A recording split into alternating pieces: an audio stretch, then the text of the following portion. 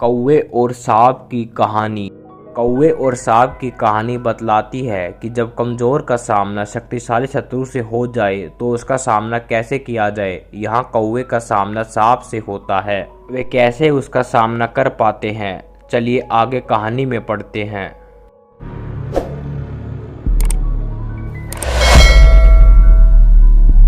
नगर के पास बरगद के पेड़ पर एक घोंसला था जिसमें वर्षों से कौवा और कौवी का एक जोड़ा रहा करता था।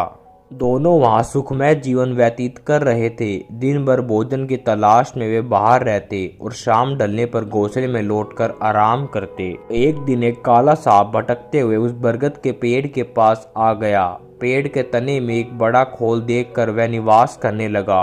कौवा कौवी इस बात से अनजान थे। उनकी दिनचर्या यूं ही चलती रही। मौसम आने पर कौवी ने अंडे दिए। कौवा और कौवी दोनों बड़े प्रसन्न थे और अपने नन्हे बच्चों के अंडे से निकलने की प्रतीक्षा कर रहे थे। लेकिन एक दिन जब वे दोनों भोजन की तलाश में निकले तो अवसर पाकर पेड़ की खोल में रहने वाले सांप ने ऊपर जाकर उनके अंडों को खा लिया और चुपचाप अपनी खोल में आकर सो गया। कौवा कौवी ने लौटने पर जब अंडों को घोंसले में नहीं पाया तो बहुत दुखी हुए। उसके बाद से जब भी कौवी अंडे देती, सांप उन्हें खाकर अपनी भूख मिटा लेता। कौवा कौवी रोते रह जाते। मौसम आने पर कौवी ने फिर से अंडे दिए, लेकिन इस बार वे सतर्क थे। वे जानना चाहते थे कि आखिर उनके अंडे कहाँ गायब हो जाते हैं। योजना अनुसार एक दिन वे रोज की तरह घोंसले से बाहर निकले और दूर जाकर पेड़ के पास छुपकर अपने घोंसले की निगरानी करने लगे। कौवा कौवी को बाहर गया देख काला सांप पेड़ की खोल से निकला और घोंसले में जाकर अंडों को खा गया। आंखों के सामने अपने बच्चों को मरता देख कौवा कौवी तड़प कर रह गए। वे सांप का सामना नहीं कर सकते थे। वे उसकी तुलना में कमजोर थे, इसलिए उन्होंने अपने वर्षों पुराने निवास को छोड़कर अन्य जगह जाने का निश्चय किया। जाने से पूर्व वे अपने मित्र गीदड़ से अंतिम बार भेंट करने पहुंचे। गीदड़ को पूरा वृत्तांत सुनाकर जब वे विदा होने लगे तो गीदड़ बोला, मित्रों, इन तरह भयभीत होकर अपना वर्षों पुराना निवास छोड़ना उचित नहीं है। समस्या सामने है तो उसका कोई ना कोई हल अवश्य निकलेगा। कौवा बोला, मित्र, हम कर भी क्या सकते हैं। उस दुष्ट सांप की शक्ति के सामने हम निरई है। हम उसका मुकाबला नहीं कर सकते।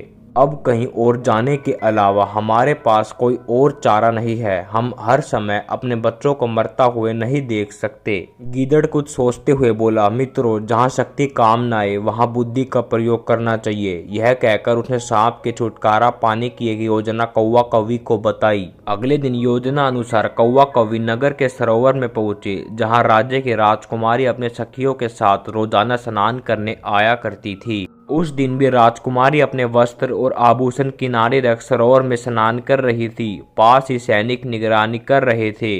अवसर पाकर कौवे ने राजकुमारी का हीरो का हार अपनी चोंच में दबाया और काव काव करता हुआ राजकुमारी और सैनिकों को दिखाते हुए ले उड़ा।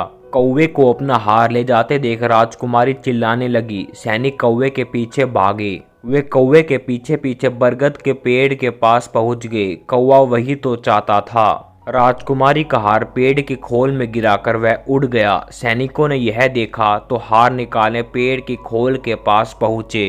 हार निकालने के लिए उन्होंने खोल में एक डंडा डाला। उस समय सांप खोल में ही आराम कर रहा था। डंडे के स्पर्श पर वह फन फैलाकर बाहर निकला। सांप को देख सैनिक हैरत में आ गए और उसे तलवार और भाले से मार डाला। सांप के मरने के बाद कौवा कौवी खुशी खुशी अपने घोंसले में रहने लगे। उस वर्ष जब कौवी ने अंडे दिए तो वे सुरक्षित रहे। फिर उन्होंने अपने मित्र गीदड़ को धन्यवाद दिया। सीख, जहाँ शारीरिक शक्ति काम न आए वहाँ बुद्धि से काम लेना चाहिए। बुद्धि से बड़ा काम किया जा सकता है और किसी भी संकट का हल निकाला जा सकता है। दोस्तों, यह कहानी अच्छी लगी हो तो लाइक और सब्सक्राइब जरूर करें। धन्यवाद।